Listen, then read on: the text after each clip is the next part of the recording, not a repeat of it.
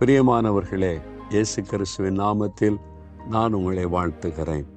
ஆண்டவரோடு நம்ம நடக்கும்போது அவர் நடத்தி கொண்டு போகிற பாதையில் பல போராட்டங்கள், நெருக்கங்கள் இதெல்லாம் சந்திக்க வேண்டியது வரும்.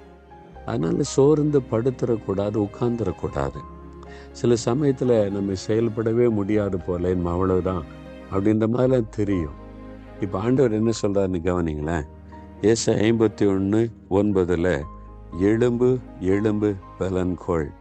உங்களை பார்த்து தான் ஆண்டவர் சொல்கிறார், என் மகனே எழும்பு, என் மகளே எழும்பு. ஏன் சோர்ந்து போயிருக்கிற? பிரச்சனை, பாடு, உபத்திரவமா? அது வரத்தான் செய்யும். நான் இருக்கேன்ல உனக்கு, எழும்பு போகலாம், அதெல்லாம் கடந்துடலாம். இந்த பிரச்சனை ஒன்று அசைக்காது, நான் இருக்கேன் கூட, வா காம் அப்படி ஆண்டு சொல்ல. எழும்பு மகளே, எழும்பு மகனே, நான் உன்னை பலப்படுத்துகிறேன், வா பலன்கொள். நான் உன்னை பலப்படுத்துகிறேன்ல, என் பலனை பெற்றுக்கொள். வா, தண்ணீரை கடக்கலாம், நெருப்பை கடக்கலாம், ஆறுகளை கடக்கலாம், வனாந்தரத்தில் கடக்கலாம். எதுக்கு பயப்படுற? இந்த வழியாக தான் நான் நடத்துவேன், ஆனால் நான் கூட இருப்பேன். அதனால் எழும்புன்னு சொல்கிறார்.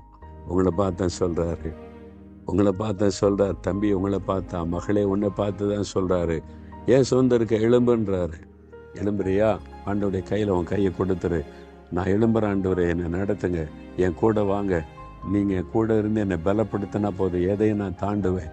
இந்த பிரச்சனை என்ன பண்ணும்? தைரியமாக எழும்புங்க. தகப்பனே, உங்கள் கரத்தில் ஒப்பு கொடுக்குறோம்.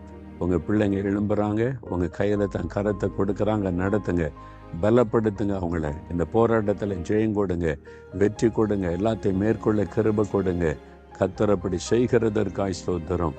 இயேசுவின் நாமத்தில் ஆமேன், ஆமேன்.